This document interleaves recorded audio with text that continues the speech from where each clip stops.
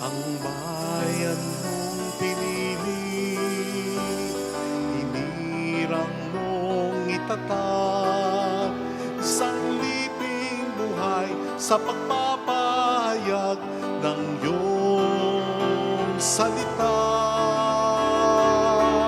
Panginoon, iyong sambayanan, nagdiriwang at nagpupuri sa isang diwa't himig, isang magdakila, atas ng pag-ibig mo'y diringgin. Sa isang diwa't himig, isang magdakila, atas ng pag-ibig mo'y diringgin.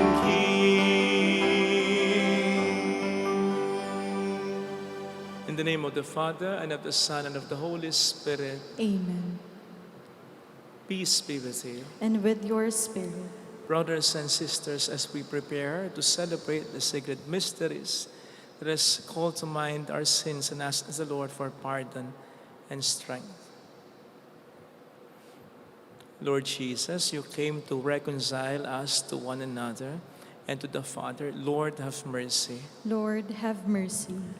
Lord Jesus, you heal the wounds of sin and division. Christ, have mercy. Christ, have mercy. Lord Jesus, you intercede for us with the Father. Lord, have mercy. Lord, have mercy. May Almighty God have mercy on us, forgive us our sins, and bring us all to life everlasting. Amen. Let us pray. Father, we rejoice in the gifts of love we have received from the heart of Jesus, your Son. Open our hearts to share his life and continue to bless us with his love. We ask this through our Lord Jesus Christ, your Son, who lives and reigns with you and the Holy Spirit, God forever and ever. Amen.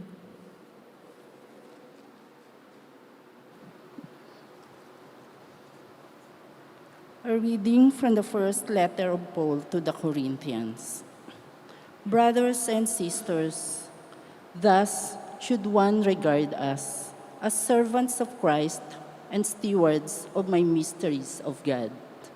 Now, it is of course required of stewards that they be found trustworthy. It does not concern me in the least that I be judged by you or any human tribunal. I do not even pass judgment on myself. I am not conscious of anything against me, but I do not thereby stand acquitted.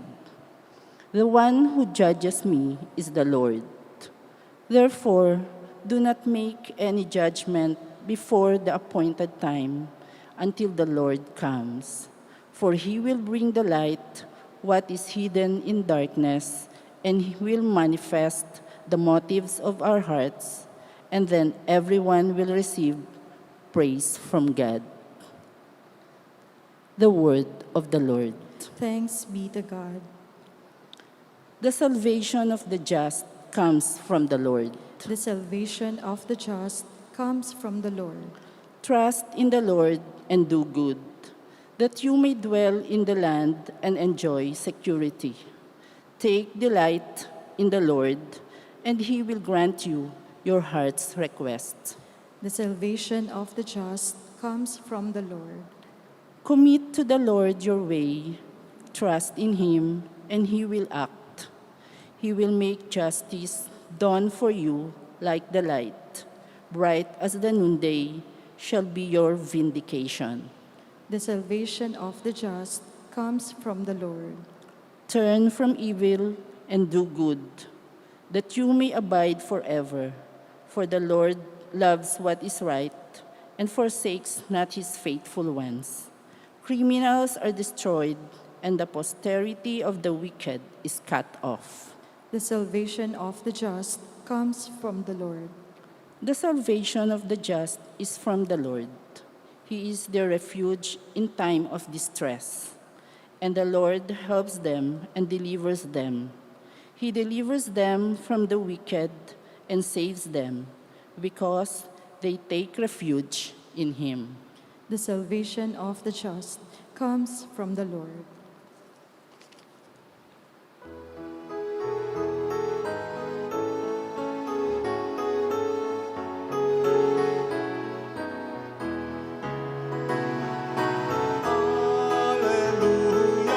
Alleluia, alleluia, alleluia. Alleluia, alleluia, alleluia. The Lord be with you. And with your spirit. A reading from the Holy Gospel according to Luke. Glory to you, O Lord. The scribes and Pharisees said to Jesus, "The disciples of John the Baptist fast often and offer prayers, and the disciples of the Pharisees do the same, but yours eat and drink." Jesus answered them, "Can you make the wedding guests fast while the bridegroom is with them? But the days will come, and when the bridegroom is taken away from them, they will fast in those days." And he also told them a parable. "No one tears a piece from a new cloak to patch an old one. Otherwise, he will tear the new, and the piece from it will not match the old cloak.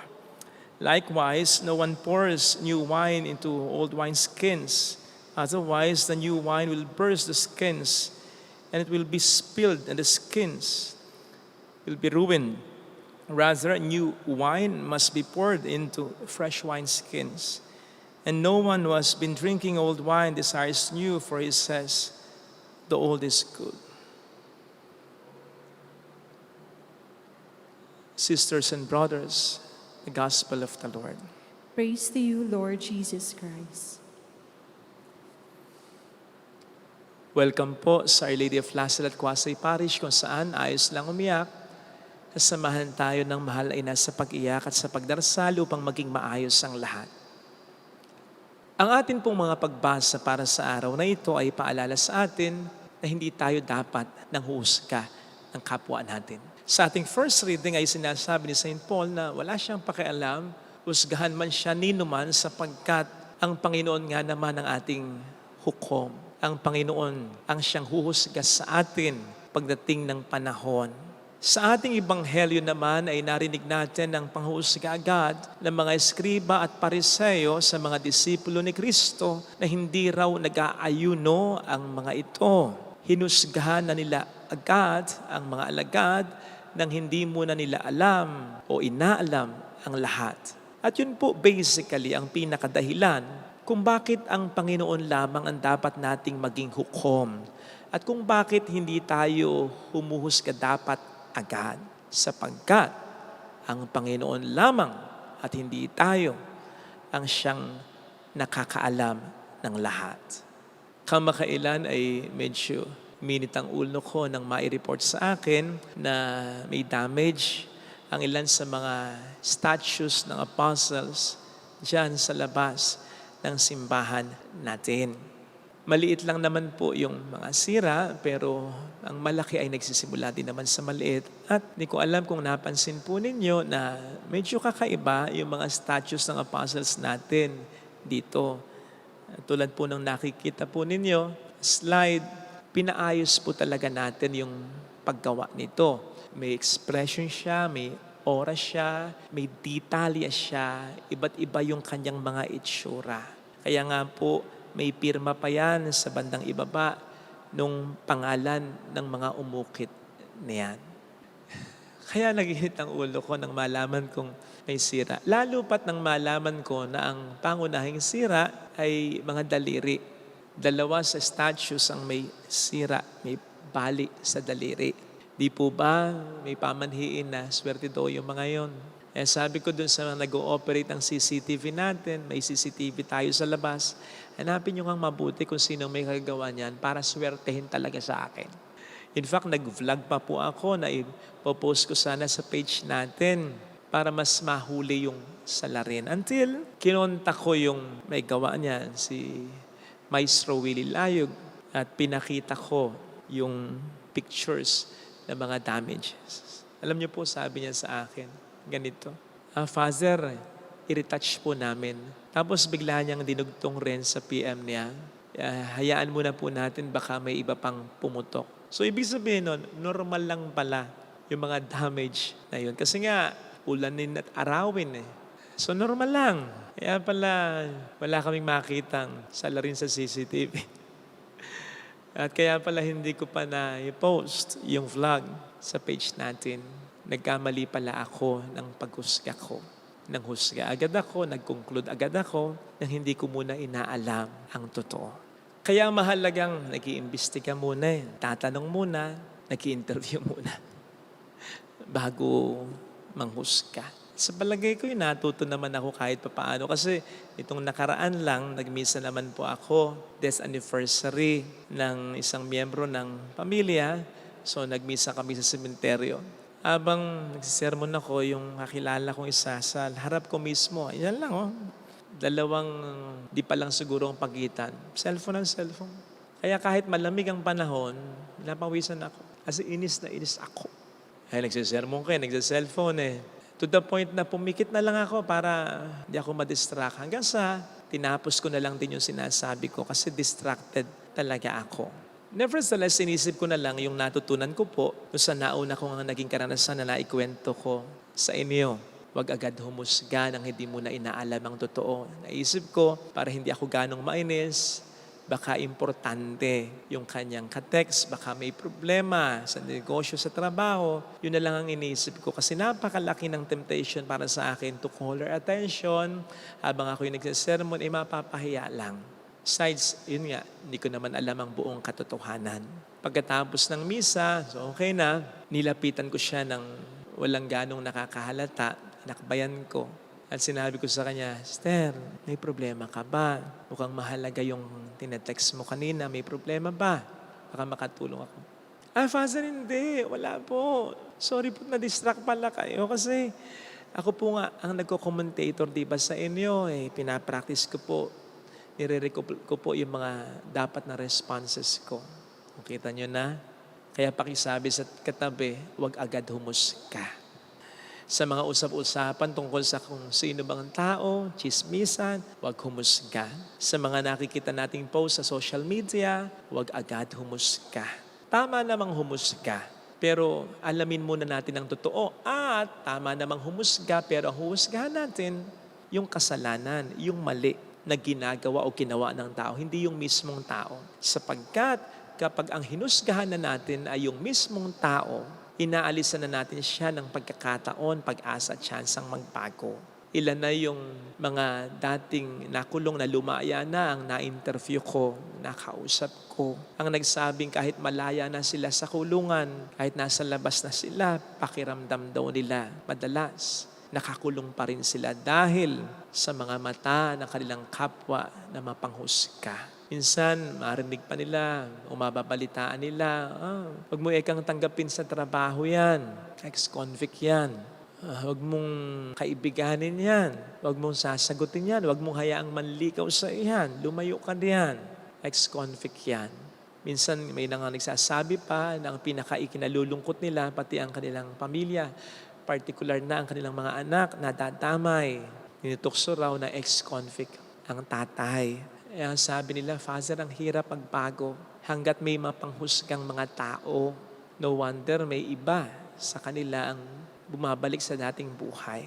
Dahil Ayaw silang bigyan ng kanilang kapwa ng tsansa na magbagong buhay. Diyan po papasok ang kahibahan ng ating Panginoon sapagkat kahit na alam niya ang buong katotohanan tungkol sa ating buhay, ating nakaraan, ang ating kasalukuyan, pati na ang ating kinabukasan, hindi niya tayo hinuhusgahan. At yan po ay dahil sa kanyang pagmamahal. Kaya nakikita man niya ang ating mga kasalanan, ang mas pinagtutuunan niya ng pansin ay ang ating kabutihan. In contrast, kakaiba sa mga taong wala sa ating pagmamahal. Kaya naman kahit na may mga ginagawa na tayong kabutihan, wala lang sa kanila. Pero may magawa tayong kahit maliit na kasalanan, yun ang kanilang pinagbubuntunan, yun ang kanilang pinagpipiyestahan. Parang yung mga Pariseo at mga eskriba, pansinin po ninyo, kahit napakarami ng ginagawang kabutihan ni Kristo, wala lang sa kanila, walang reaksyon. Parang wala silang nakikita. Pero yung kahit maliit na pagkakamali, sa mata nila ni Kristo, usap na, react na, galit na. Wala kasing pagmamahal sa puso nila. It is therefore in this light, napakiramdaman din po natin ng ating sarili kung ang mas malimit nating nakikita ay yung kamalian ng ating kapwa, lalo na ng mga taong sa atin ay mahalaga. Baka natatabunan na ng ating galit at ng ating pagkabuwisit sa kanila ang pagmamahal natin sa kanila. Wala pong masamang magalit kung kailangang magalit. Normal lang din ang mabuwisit kapag nakakita tayo ng hindi maganda o pangit. Pero wag po nating papayaang matabunan ng galit natin, ng buwisit natin, ang pagmamahal natin sa mga taong ito upang maiwasan natin ang humusga. Sapagkat higit kanino man, bukod sa Diyos, tayo ang pinaka-inaasahan na maniniwala pa rin sa kanilang kabutihan sa kabila ng kanilang mga kamalian at kasalanan.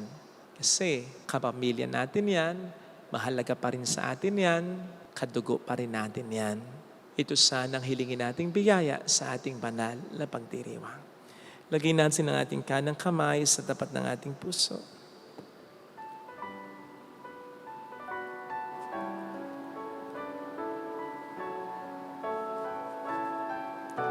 Awitin natin, alam kong may magagawa ang Diyos.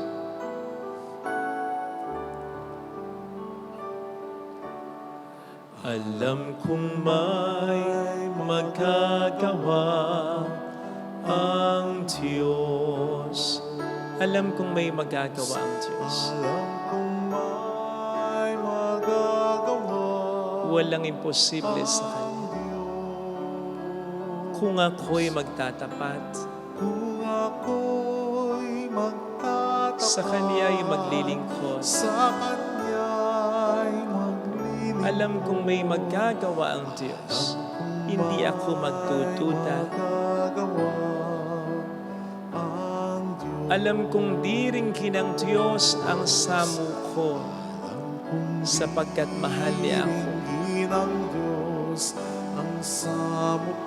Alam kong di rin kinang Diyos ang samu ko. Alam kong diringgin ng Diyos ang samo ko. Kung ako'y magtatapat, Kung ako'y magtatapat sa Kanya'y maglilingkod. sa Kanya'y maglilingkod. Alam kong di rin kinang Diyos ang samu ko. Diringgin ng Diyos Pikit natin ang ating mga mata. samo ko. Panginoon, patawad sa mga pagkakataon na ako'y nakapanghuhusga. Patawad sa mga pagkakataon na hindi ko binibigyan ng tsansa ang sarili ko, ang kapwa ko. Gayun din, aminin ko na may mga pagkakataong pati ikaw nahusgahan ko. Nahusgahan kita na dahil sa iyo, may mga nangyayaring hindi maganda sa buhay ko, na may kinalaman ka dito, na hindi mo pinipigilan ang mga ito. Nahusgahan ko na ang karunungan mo, ang paraan mo, ang panahon mo. Tulungan mo ako, Panginoon, na hindi ko na gawin sana ito. Hallelujah! Hallelujah! Purihin ang Diyos. Hallelujah! Hallelujah. Siya ay muling babalik sa atin. Hindi niya tayo iiwan, hindi niya tayo pababayaan. Paniwalaan natin. Hallelujah! Purihin ang Diyos. Hallelujah! Sa takdang panahon, babalik ang Panginoon upang tayo ay kunin. Tapat siya sa kaniyang mga pangako sa atin. Sabihin mo sa sarili mo, mayroong magandang mangyayari sa iyo. Higit pa sa inaasahan mo, sapagkat mahal ka ng Diyos, pakatandaan mo. Kung lalapit ka kay Jesus, maaaring matagal, maaaring mahirap, pero magiging maayos din ang lahat. Mayroong magandang mangyayari sa iyo. Mahal ka ng Diyos. Huwag mong husgahan yon sa kabaligtaran. Huwag mong baligtarin yon sa iyong isip at kalooban. Hindi magbabago yan. Papuri sa Ama, glory to the Father, and to the Son, and to the Holy Spirit. As it was in the beginning, is now, and ever shall be, world without end. Amen. Offertory.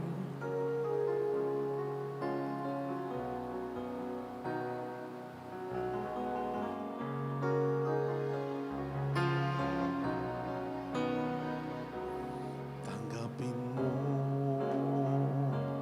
Panginoon, itong aking alay sa iyo. Ibibigay, ialay, lahat ng yaman at buhay. Ihandog sa iyo, papuri sa ngalan mo, kahit na may kasalanan. Itong pusong nagmamahal, tanging hiling sa iyo, sana'y tanggapin ang alay ko.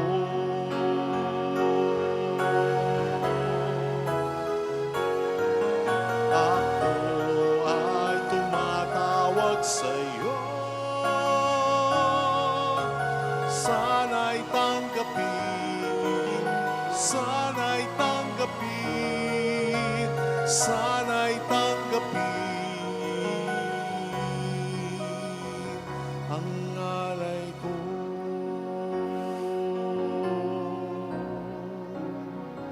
Ang alay ko.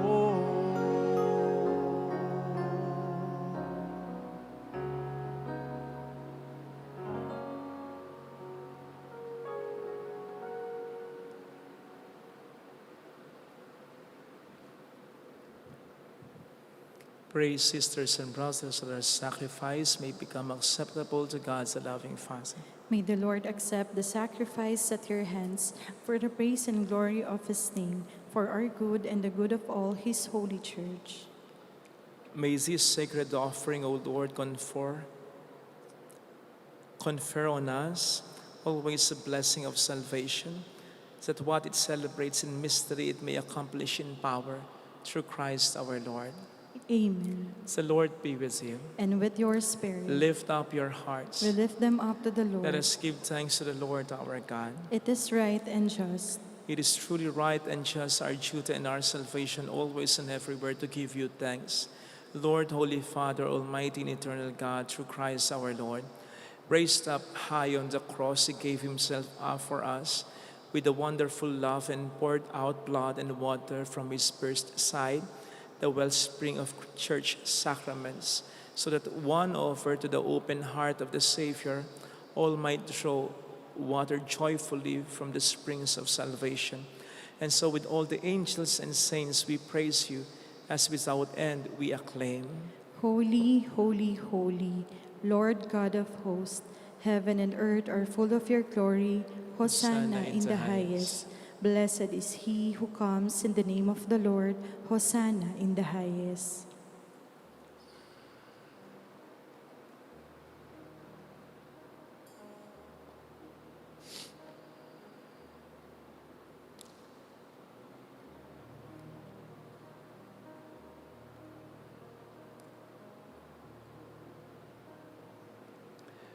You are indeed holy, O Lord, the fount of all holiness. Make holy, therefore, these gifts, we pray, by sending down your Spirit upon them like a dewfall, so that they may become for us the body and blood of our Lord Jesus Christ. At the time he was betrayed and entered willingly into his passion, he took bread, giving thanks, broke it, gave it to his disciples, saying, "Take this, all of you, and eat of it, for this is my body, which will be given up for you."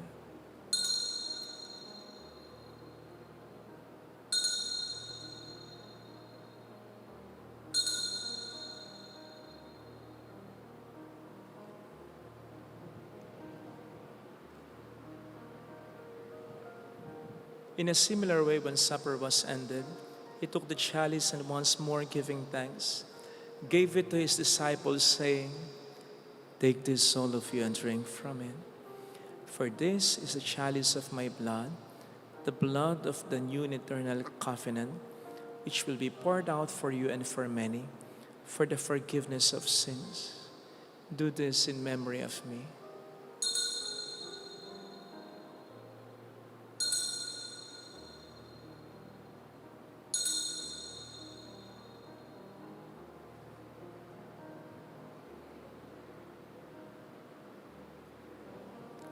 Let us proclaim the mystery of our faith. When we eat this bread and drink this cup, we proclaim your death, O Lord, until you come again. Therefore, as we celebrate the memorial of his death and resurrection, we offer you, Lord, the bread of life and the chalice of salvation, giving thanks that you have held us worthy to be in your presence and minister to you. Humbly we pray that partaking of the body and blood of Christ, we may be gathered into one by the Holy Spirit. Remember, Lord, your church spread throughout the world and bring her to the fullness of charity, together with Francis our Pope, Dennis our Bishop, and all the clergy. Remember also our brothers and sisters who have fallen asleep in the hope of the resurrection, especially those for whom we will now pray. In silence, we pray for departed loved ones.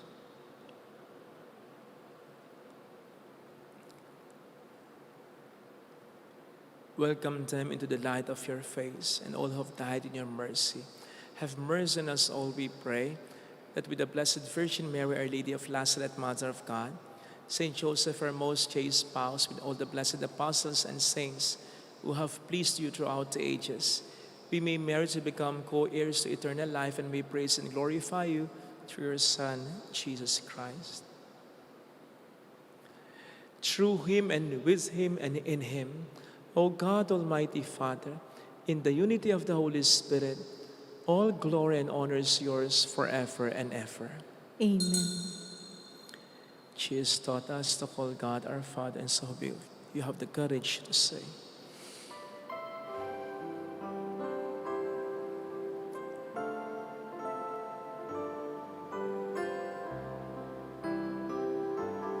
Ama namin, sumasalangit ka, sambahin ang ngalan mo, mapasamin ang kaharian mo, sundin ang loob mo dito sa lupa para lang sa langit. Bigyan mo kami ngayon ng aming kakanin sa araw-araw, at patawarin mo kami sa aming mga sala, para ng pagpapatawad namin sa nagkakasala sa amin, at huwag mo kaming ipahintulot sa tukso, at iadya mo kami sa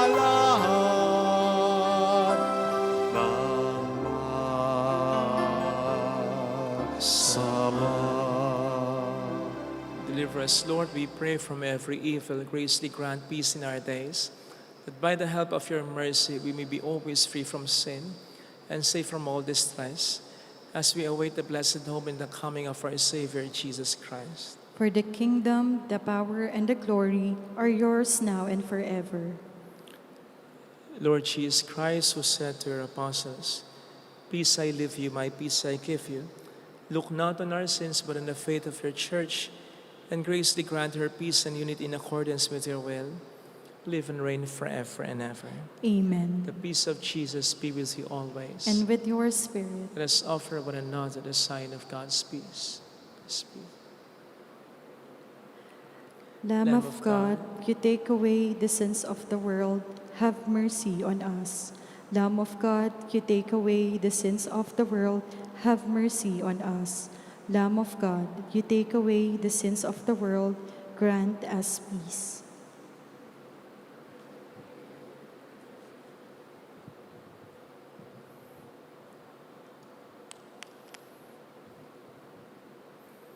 Behold Jesus, the Lamb of God who takes away the sins of the world.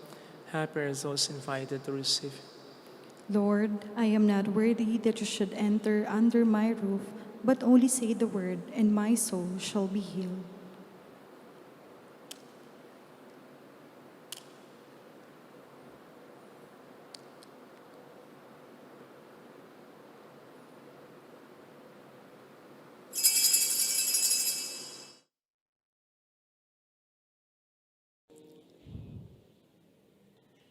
An act of spiritual communion. My Jesus, I believe that you are present in the most holy sacrament. I love you above all things, and I desire to receive you into my soul. Since I cannot at this moment receive you sacramentally, come at least spiritually into my heart. I embrace you as if you were already there and unite myself wholly to you. Never permit me to be separated from you. Amen.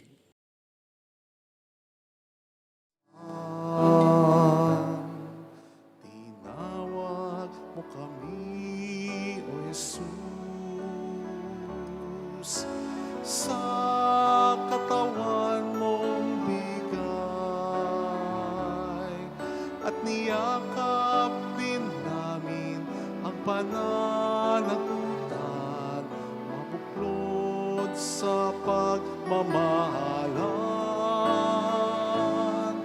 Narito sa iyong piling ang iyong bayan, katawan, buhay sa iyong landas, banal na bansa at sambayanan, binuklod ng Ama sa Kanya.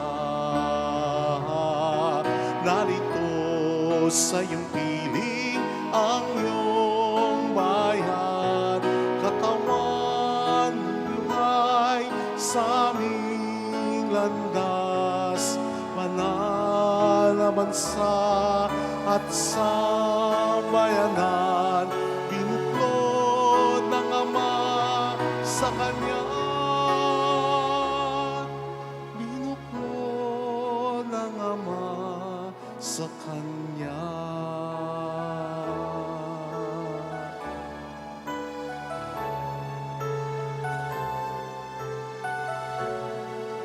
Sa Kanya.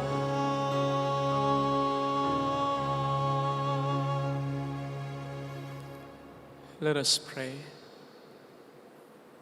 Renewed by this bread from heavenly table, we beseech you, Lord, that being the food of charity, it may confirm our hearts and steer us to serve you in our neighbor through Christ our Lord. Amen. Holy God, Holy Mighty One, Holy Immortal One. Have mercy on us and on the whole world. Holy God, Holy Mighty One, Holy Immortal One. Have mercy on us and on the whole world. Holy God, Holy Mighty One, Holy Immortal One. Have mercy on us and on the whole world. Jesus, King of Mercy, We trust in you. alalahanin Alalahanin o mahal na Birhen ng Lazaret, ina ng pag-asa, ikaw ang nagpapaalala sa aming magbalik loob sa Ama. Ito ang nagpapatunay na ang kagandahang loob mo'y nanatiling busilak. Sa pag-aaruga mo sa amin, tungkulin mo'y tinupad. Sa paanan ni Kristo'y itinuring mo kaming mga tunay mong anak. Kaya ninais mong niisay huwag mapahamak. Maging sa iyong walang tigil na pananalangin, pati luhay pumatak. Huwag namang mawala ng saysay ang iyong paghihirap. Hiling nawa namin sa iyo o aming inang liyag na matapos ang pakikibaka namin sa mundong ito at sa pananatili naming tapat kay Kristo.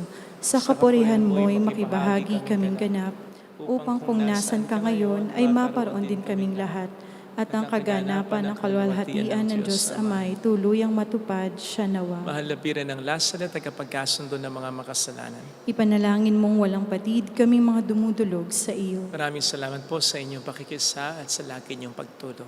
The Lord be with you. And with your spirit. And may Almighty God bless us all, including our families, in the name of the Father, and of the Son, and of the Holy Spirit.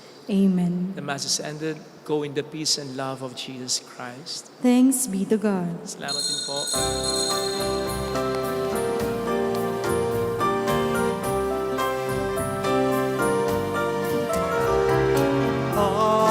Aming inialay ang pag-ibig na walang kapantay. Okay, sarap mabuhay kung may nagmamahal, pagmamahal na tunay at laging dalisay.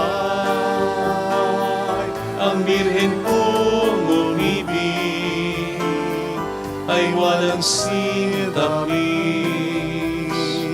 pagsintang sakta linis sa iyo hanggang langit. O Birhen, Birheng mahal, sa awit at sa dasal,